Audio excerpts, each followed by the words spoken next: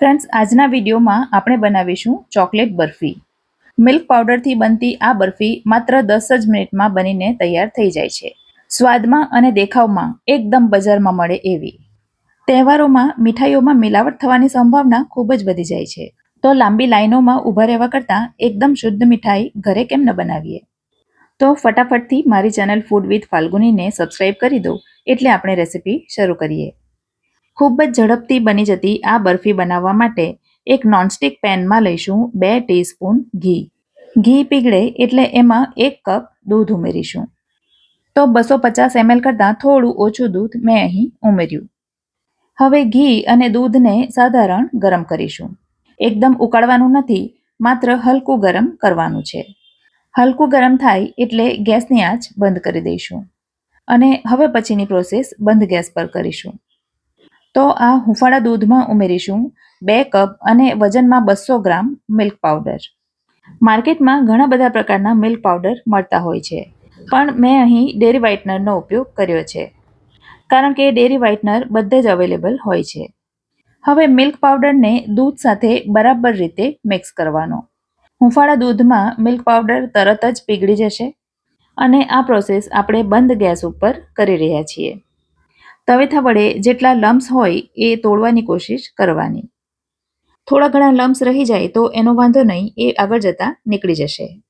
હવે ફરી પાછો ધીમી આંચ પર ગેસ ઓન કરી દેવાનો અને મિશ્રણને સતત હલાવતા રહેવાનું. થોડી વારે મિશ્રણ ગરમ થશે એટલે એ ઘટ્ટ થવા માંડશે, માટે નીચે ચોંટે નહીં એના માટે ગેસની આંચ એકદમ ધીમી રાખવાની અને સતત હલાવતા રહેવાનું. 5 મિનિટ થશે એટલે મિશ્રણ હજી ઘટ્ટ થશે. પેનની સાઈડ ઉપર જે ચોંટ્યું હોય એને પણ ઉખાડતા જવાનું અને શક્ય હોય ત્યાં સુધી નોનસ્ટિક પેનનો જ ઉપયોગ કરવાનો, જેથી સાઈડ પર ચોંટ્યું હોય એ સરળતાથી નીકળી જાય. 5 થી 7 મિનિટમાં જ એ આ પ્રકારનું ઘટ્ટ થઈ જશે. પણ આટલું ઘટ્ટ થાય ત્યાર પછી પણ એને ચલાવતા જ રહેવાનું. એ તૈયાર થયું છે કે નહીં એ ચેક કરવા માટે થોડું મિશ્રણ હાથમાં લેવાનું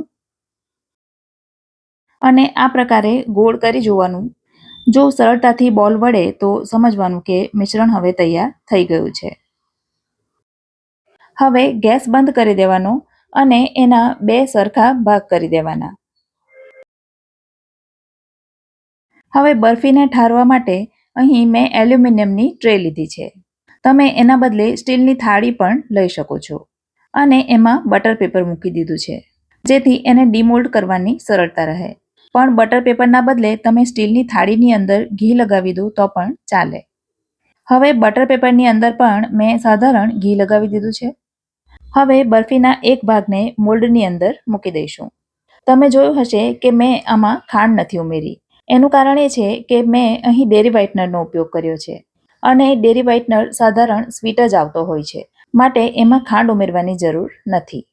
જો તમે સ્કીમ મિલ્ક પાવડર કે બીજો કોઈ મિલ્ક પાવડરનો ઉપયોગ કરવાના હો તો એમાં 1/4 કપ જેટલી ખાંડ ઉમેરી દેવાની. હવે એને તવેથાથી થપથપાવીને સરખું કરી દેવાનું. હવે આ તરફ ગેસને ધીમી આંચ પર ફરીથી ઓન કરીશું અને ચોકલેટ ફ્લેવર માટે એમાં 1 ટેબલસ્પૂન એટલે કે 1 મોટી ચમચી ભરીને કોકો પાવડર ઉમેરીશું અને 1/4 કપ જેટલી દળેલી ખાંડ ઉમેરીશું. કોકો પાવડર સ્વાદમાં સાધારણ કડુચો હોય છે, માટે એમાં આટલી ખાંડ ઉમેરવી જરૂરી છે. હવે ખાંડ પીગળશે એટલે મિશ્રણ થોડું નરમ થશે. ગેસની આંચ ધીમી જ રાખવાની અને એમાં દૂધ કે બીજું કંઈ પણ ઉમેરવાની જરૂર નથી. તો એ બરાબર મિક્સ થાય અને સાધારણ નરમ થાય એટલે હવે ગેસ બંધ કરી દઈશું અને એને બરફીનું જે પહેલું લેયર આપણે કર્યું એના ઉપર પાથરી દઈશું. મિશ્રણ ગરમ હોય ત્યારે જ આ પ્રોસેસ કરી દેવાની. સરફેસને સ્મૂથ કરવા માટે ચમચીનો ઉપયોગ કરવાનો. હવે આ બરફી ઠંડી થશે એટલે ખાવા માટે તૈયાર છે. હવે એ જલ્દી ઠંડી થાય એના માટે હું એને 10 મિનિટ માટે ફ્રીજમાં મૂકી રહી છું. 10 મિનિટ થઈ ગઈ છે અને મેં એને ફ્રીજની બહાર લઈ લીધી છે. તો બટર પેપર હટાવીને એને કટ કરીશું. પણ કટ કરતા પહેલા એકદમ બજાર જેવો લુક આપવા માટે અહીં મેં ચાંદીની વરખ એના ઉપર લગાવી છે. પણ એ ટોટલી ઓપ્શનલ છે, જો તમારી પાસે હોય તો જ લગાવવાની. એનાથી બરફીના સ્વાદમાં કોઈ ફેર નહીં પડે. હવે મનગમતી સાઇઝના ટુકડા કરી દેવાના.